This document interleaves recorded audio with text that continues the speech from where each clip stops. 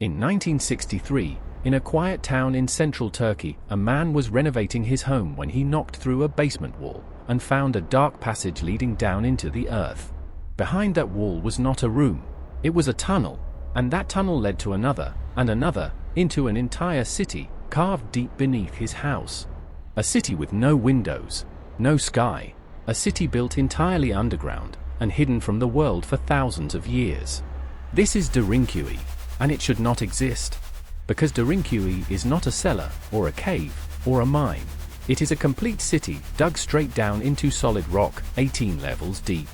It plunges 85 meters beneath the surface, as deep as a 20-story building reaching down instead of up.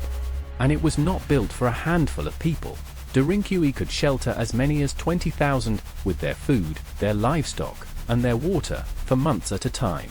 An entire population, living in the dark, beneath the earth. The question is simple, and it has never been fully answered. Who built this, and what were they hiding from? To understand Derinkuyu, you have to understand the strange land it was carved from, Cappadocia. Here, ancient volcanoes buried the land in ash, which hardened into a soft stone called tuff. Soft enough to carve with simple tools, yet firm enough to never collapse. For the people who lived here, the ground itself was an invitation. They did not build upward, they dug down. And over centuries, they carved not just homes, but a hidden world. No one knows exactly when the first tunnels of Derinkuyu were cut. Some believe the Hittites began it, more than 3,000 years ago. Others point to the Phrygians, master builders who may have dug the first deep levels around the 8th century before Christ. But whoever started it, generation after generation kept digging deeper and deeper. And the deeper they dug, the clearer their purpose became. This was not a place to live in comfort. It was a place to hide. Cappadocia sat on one of the most dangerous crossroads in the ancient world, a highway for armies. Persians, then the armies of Rome. When an army came, the people above ground had a choice: stand and die, or vanish. And Derinkuyu let them vanish. At the first sign of danger, an entire town could pour down into the earth and disappear. Behind them, they sealed the door. And this is where Derinkuyu reveals its genius. Each level could be closed off by an enormous circular stone, like a great wheel of rock, half a meter thick and weighing up to half a ton. It could only be rolled shut and opened from the inside. An intruder in the tunnel could not move it at all. And in the center of each stone, a small hole, just wide enough to thrust a spear through, at anyone foolish enough to try. Level by level, the people could retreat and seal each door behind them, turning the city into a fortress that swallowed its enemies in the dark. But hiding underground raises a deadly problem. How do 20,000 people, and their animals, breathe? The builders had already solved it.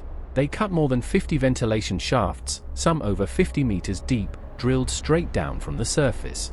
These shafts fed fresh air to every level, and the system worked so well that, even today, a faint breeze still moves through the tunnels. The same shafts doubled as wells, drawing water up from deep below, water an enemy on the surface could not even reach, let alone poison.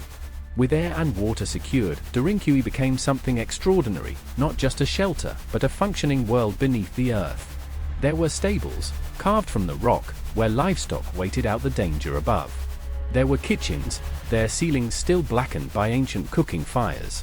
There were vast storerooms lined with clay jars of grain, oil and wine, enough to outlast any siege. There were presses for making wine and oil, cut directly into the stone floor. And deeper down, the tunnels open into halls that were not built to store food or shelter animals. They were built for the soul.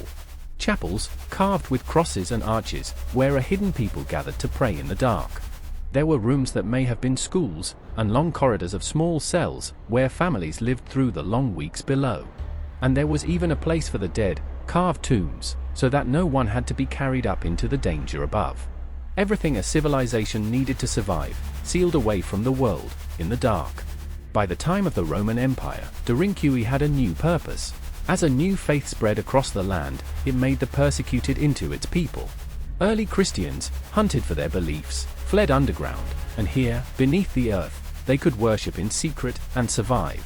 For centuries, as empires rose and armies came and went, the people of Cappadocia had the same answer. When the world above turned dangerous, they went down. And Derinkuyu was not alone. It was only the beginning.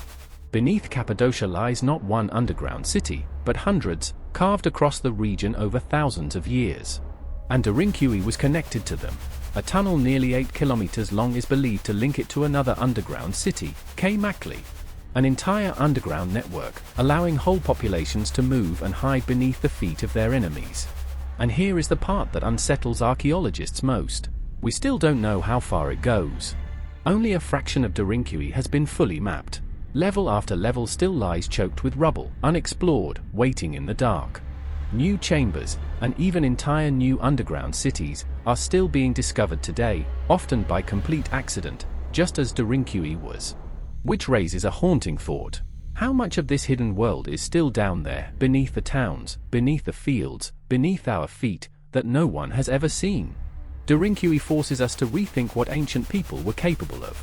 With no machines, no maps, no modern tools, only fire, iron, and will, they carved a city the size of a town straight down into the earth. They engineered air, and water, and defense, hundreds of feet below the surface, and did it so well that it still stands, and still breathes, thousands of years later. It was not built out of ambition, or glory. It was built out of fear, the simple, human need to survive. And in that fear, an ordinary people built something extraordinary. A refuge for thousands. A world hidden from the world. It stayed secret for so long that its own descendants forgot it was there, until one man knocked down a wall, and let the light back in. Today you can walk down into Derinkuyu, and stand in the silence 80 meters beneath the earth. And if you stand there long enough, and let the quiet settle, you can almost feel them. The thousands who once crowded into the dark, and waited, and listened for the danger to pass. Derinkuyu is more than an engineering marvel. It is a monument to how far human beings will go, how deep they will dig, simply to stay alive. A whole civilization, written not in stone towers reaching for the sky, but in tunnels, reaching down into the dark. How many more of these hidden worlds are still waiting beneath us, no one can say.